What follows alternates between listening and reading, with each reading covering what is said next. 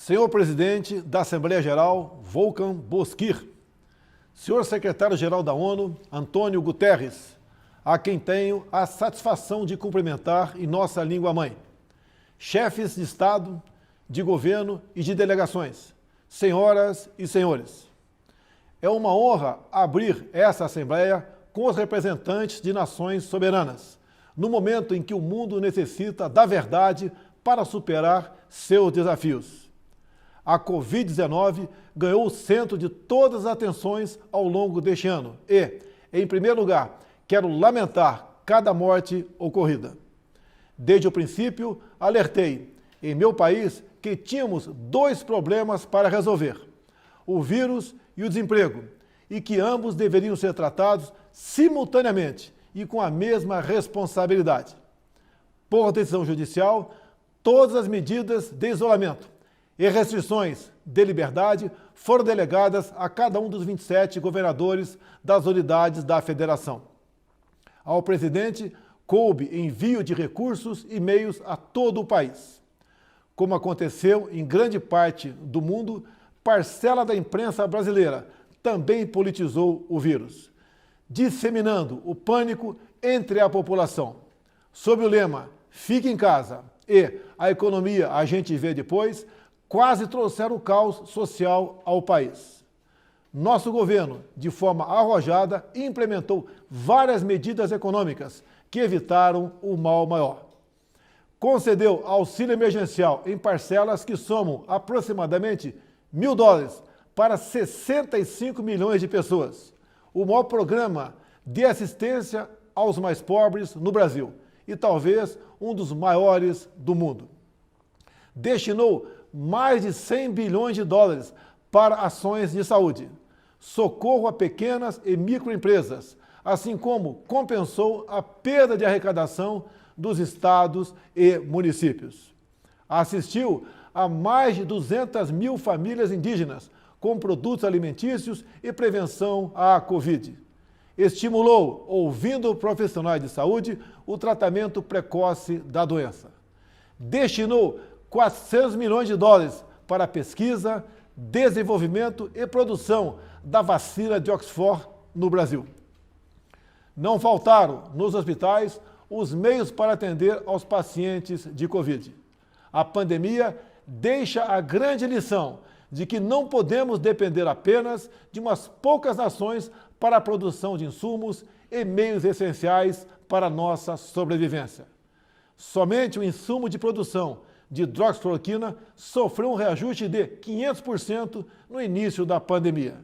Nesta linha, o Brasil está aberto para o desenvolvimento de tecnologia de ponta e inovação, a exemplo da indústria 4.0, da inteligência artificial, nanotecnologia e da tecnologia 5G, com quaisquer parceiros que respeitem nossa soberania, prezem pela liberdade e pela proteção de dados.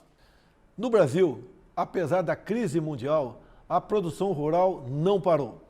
O homem do campo trabalhou como nunca, produziu, como sempre, alimentos para mais de 1 bilhão de pessoas. O Brasil contribuiu para que o mundo continuasse alimentado. Nossos caminhoneiros, marítimos, portuários e aeroviários mantiveram ativo todo o fluxo logístico para a distribuição interna e exportação.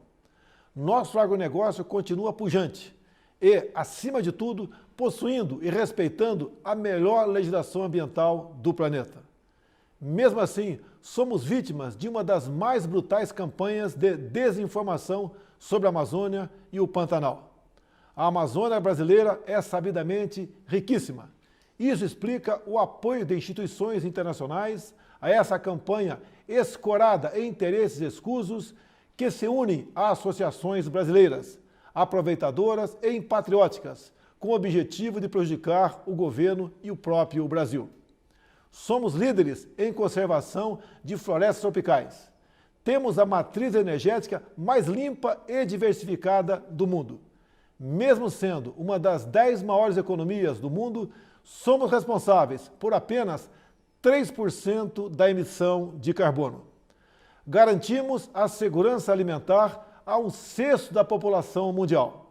mesmo preservando 66% de nossa vegetação nativa e usando apenas 27% do nosso território para a pecuária e agricultura, números que nenhum outro país possui. O Brasil desponta como o maior produtor mundial de alimentos e, por isso, há tanto interesse em propagar desinformações sobre o nosso meio ambiente. Estamos abertos para o mundo naquilo que melhor temos para oferecer, nossos produtos do campo. Nunca exportamos tanto.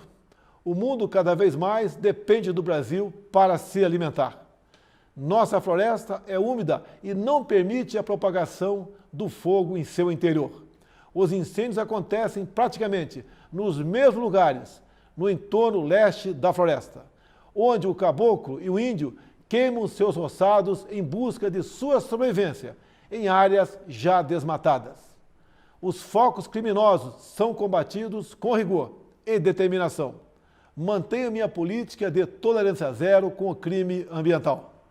Juntamente com o Congresso Nacional, buscamos a regularização fundiária, visando identificar os autores desses crimes. Lembro que a região amazônica é maior que toda a Europa Ocidental. Daí a dificuldade de combater não só os focos de incêndio, mas também a extração ilegal de madeira e a biopirataria. Por isso, estamos ampliando e aperfeiçoando o emprego de tecnologias e aprimorando as operações interagências, contando, inclusive, com a participação das Forças Armadas. O nosso Pantanal, com área maior que muitos países europeus, assim como a Califórnia, sofre dos mesmos problemas. As grandes queimadas são consequências inevitáveis da alta temperatura local, somada ao acúmulo de massa orgânica em decomposição. A nossa preocupação com o meio ambiente vai além das nossas florestas. Nosso Programa Nacional de Combate ao Lixo no Mar, um dos primeiros a serem lançados no mundo, cria uma estratégia para os nossos 8.500 quilômetros de costa. Nessa linha, o Brasil se esforçou na COP25 em Madrid para regulamentar os artigos do Acordo de Paris que permitiriam o estabelecimento efetivo do mercado de carbono internacional. Infelizmente, fomos vencidos pelo protecionismo. Em 2019, o Brasil foi vítima de um criminoso derramamento de óleo venezuelano, vendido sem controle, acarretando severos danos ao meio ambiente e sérios prejuízos nas atividades de pesca e turismo. O Brasil considera importante respeitar a liberdade de navegação estabelecida na Convenção das Nações Unidas sobre o Direito do Mar. Entretanto, as regras de proteção ambiental devem ser respeitadas e os crimes devem ser apurados com agilidade, para que agressões como a ocorrida contra o Brasil não venham a atingir outros países. Não é só na preservação ambiental que o país se destaca. No campo humanitário e dos direitos humanos, o Brasil vem sendo referência internacional pelo compromisso e pela dedicação no apoio prestado aos refugiados venezuelanos, que chegam ao Brasil a partir da fronteira no estado de Roraima. A Operação Acolhida, encabeçada pelo Ministério da Defesa, recebeu quase 400 mil venezuelanos deslocados devido à grave crise política e econômica gerada pela ditadura bolivariana. Com a participação de mais de 4 mil militares, a Força Tarefa Logística Humanitária busca acolher, abrigar e interiorizar as famílias que chegam à fronteira.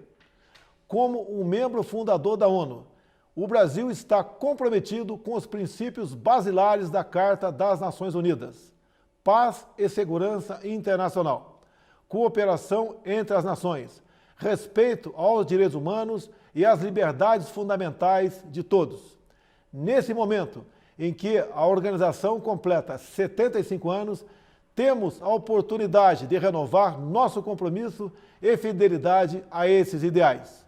A paz não pode estar dissociada da segurança. A cooperação entre os povos não pode estar dissociada da liberdade. O Brasil tem os princípios da paz, cooperação e prevalência dos direitos humanos inscritos em sua própria Constituição. e, tradicionalmente, contribui, na prática, para a consecução desses objetivos.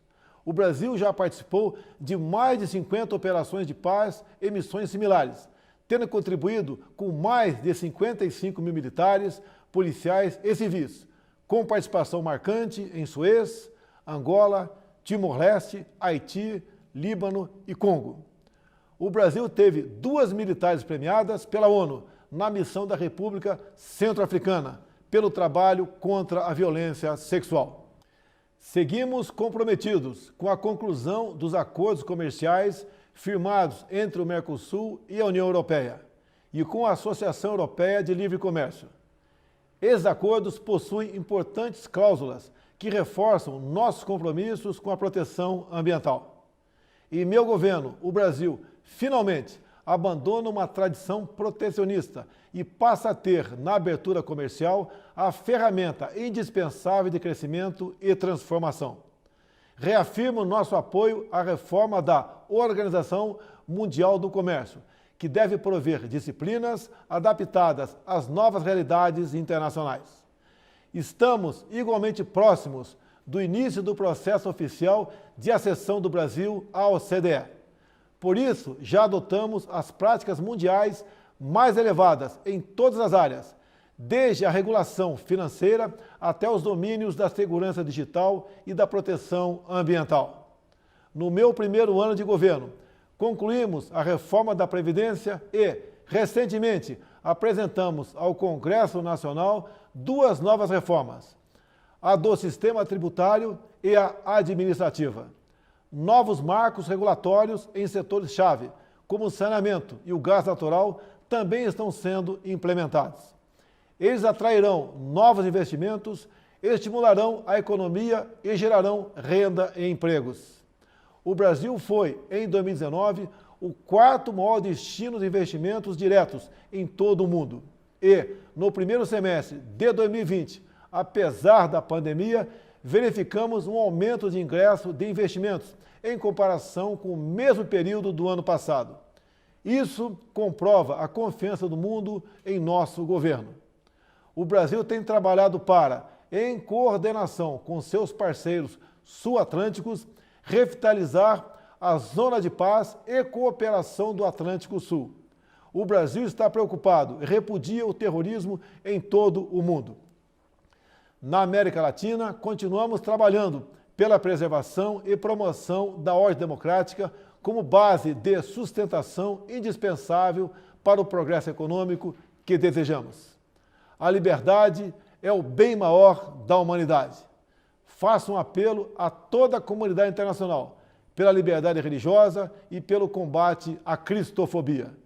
Também quero reafirmar minha solidariedade e apoio ao povo do Líbano pelas recentes adversidades sofridas. Cremos que o momento é propício para trabalharmos pela abertura de novos horizontes, muito mais otimistas para o futuro do Oriente Médio. Os acordos de paz entre Israel e os Emirados Árabes Unidos e entre Israel e o Bahrein, 3 países amigos do Brasil, com os quais ampliamos imensamente nossas relações durante o meu governo, constitui excelente notícia. O Brasil saúda também o plano de paz e prosperidade lançado pelo presidente Donald Trump, com uma visão promissora para, após mais de 7 décadas de esforços, retomar o caminho da tão desejada solução de conflito israelense-palestino. A nova política do Brasil de aproximação simultânea a Israel e aos países árabes converge com essas iniciativas, que finalmente acende uma luz de esperança para aquela região. O Brasil é um país cristão e conservador e tem na família a sua base. Deus abençoe a todos. O meu muito obrigado.